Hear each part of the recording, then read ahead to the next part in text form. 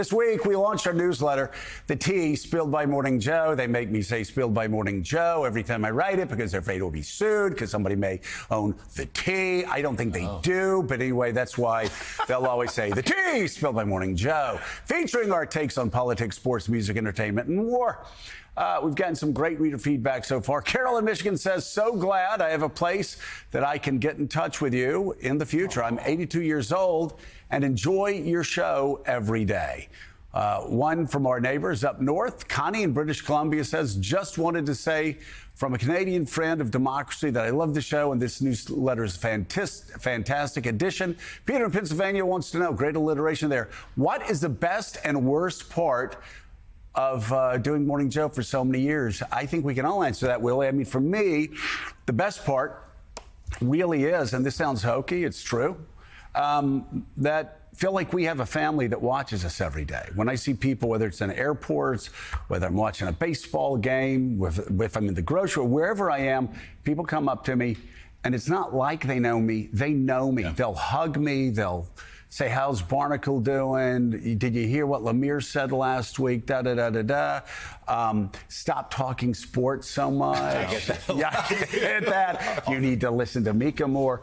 That's the best part. And so a lot of times when I'll ask guests, hey, talk to our family that's watching right now, it is a family. And that's, I don't know. I mean, this is really about the only TV I've done, but everybody tells me that's really unusual. That's the best part. Worst part is, just the hours, waking up at 4 o'clock every day. When you're 44, it's one thing. When you're 62, it's another. And it's not so much harder getting up in the morning, but it's like later in the afternoon, fading faster.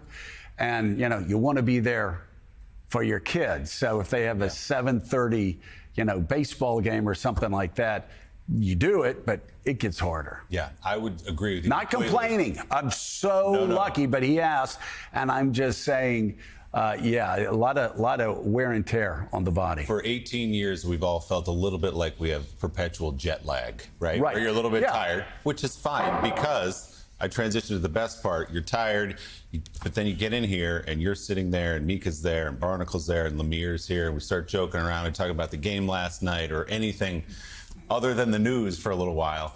And that's when the best part clicks in, which is being around a table, getting to be your pure, authentic self, which you don't really get to do on TV and other places. Talk about what you want to talk about, be the way you are. Yeah.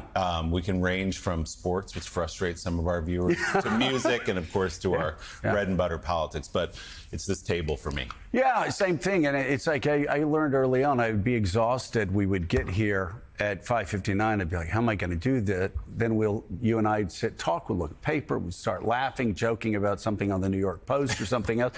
And then you're like awake and ready to go. And we have too much to talk about. A question from Beth in Pittsburgh. Of everything written in Project 2025, how much has been accomplished so far by the Trump administration? John Lemire, you're the smart one here.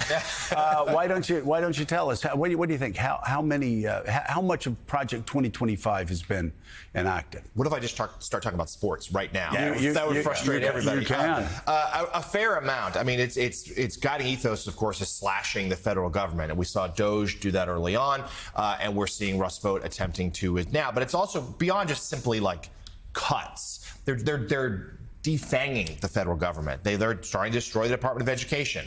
We have seen them, reverse a lot of the Inflation Reduction Act, Joe Biden's signature achievement. A lot of that has been undone. We're doing, of course, a lot of the DHS immigration pieces are part of 2025. And more than anything, its guiding principle is to empower the executive, to make everything come from the president of the United States. The unitary theory of government is what they call it. And we have seen that. I mean, we see it each and every day. This president basically acts like Congress doesn't exist, and it's helped him do that by ceding a lot of their power. And for the most part, not entirely, but for the most part, the courts have gone along with it as well. So that, to this point, Project 2025 has been deeply successful, and there's more to come. Well, when he challenged Mike the other night, he challenged the courts. Said, I can put the Marines, the Army, the Air Force, the National Guard, anywhere I want. The courts can't do anything to stop me. Just basically told the Supreme Court, told John Roberts and Amy Coney Barrett and every member of the Supreme Court, you don't matter. I can do whatever I want. Well, and also the court seems to be doing anything that he wants in terms of when a case gets up to them that involves Trump. My question to you, given your knowledge of the White House and the people who are there now, is what drives their level of cruelty? What drives the President of the United States to constantly attack Joe Biden, for instance, or others, but the level of cruelty? Yeah, I mean, I think this president views everything as a zero-sum game. You have to always be on the offense. And there's very little, other than perhaps an occasional private moment, there's not much done for class or grace. It is simply on the attack. He believes that has been the key to his political success. Yeah. Never apologize, never back down, just always be on offense. And the crazy thing is, those two, when they got together, it was always very positive. Yes. I mean, it very chummy. And so, yeah, it's interesting to say the least. And Kathy in Hull, Michigan asks the most important question of the morning. Who's the best drummer of all time, Keith Moon or John Bonham? I've got to say, Willie, few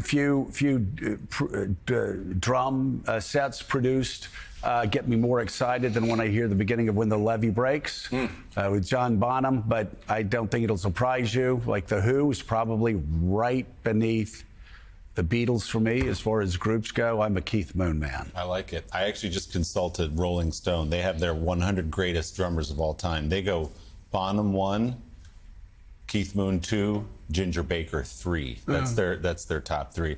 I grew up in a Stones Zeppelin house. Right. Also love The Who, so I'm going to go Bonham. Yeah. I think I told you when my son George started playing the drums at like 8 years old, they started him with Zeppelin. He said they started him with John Bonham. So I've heard a lot of that in our house lately over the last few years. So I'm going to go Bonham. What do you go, Mike? Well, No. He gets really mentioned in the list of great drummers, but if you talk to musicians, By the way, what some do they have musicians- Mitch Mitchell? Let me get that for you. I'm sorry, go ahead, Mike. Where's Ringo Starr on this list? Scrolling. Hold on. Very underrated. Still scrolling. Oh, no. I mean, you talk to a lot Mitch of... Mitchell's 8. Sorry to interrupt. Mitch Mitchell's 8. Okay. And you're still looking for Ringo? Yeah, it'll be here. Just Sam says he's 14. 14. Thank you, Sam. I mean, which is absolutely ridiculous. You can't Underrated. Yeah, of course, he's always been. But a lot of great drummers don't underrate that guy. Yeah. Never do. What about Charlie Watts? 12. They have Charlie? him 12 ahead of Ringo. Yeah. Well, no, listen, I got nothing against Charlie, but I mean, you know, the Beatles were not the Beatles until, and you talk to them and they'll tell you, put Ringo behind the kit, suddenly, boom, you know, crazy magic started happening just like it's happening right now. With the T. With the T. Yeah. Spilled by Morning you Joe. go. I can't believe I have to say that every Dodging time. lawsuits. All right, you can subscribe to the newsletter and avoid lawsuits by scanning the QR code on the screen. You know how to do that. You just get your camera out, you walk up to the screen, you scan that baby, and suddenly magic gets delivered at 1 p.m. every day. Unless I have an especially late night watching Little League and, not Little League, and they're high school games now. Or you can go to msnbc.com/the-T, spilled by Morning Joe. That's an awfully long. What a URL. Long Especially when you're a URL. finger typer I on mean, the come on, typewriter. you just hear.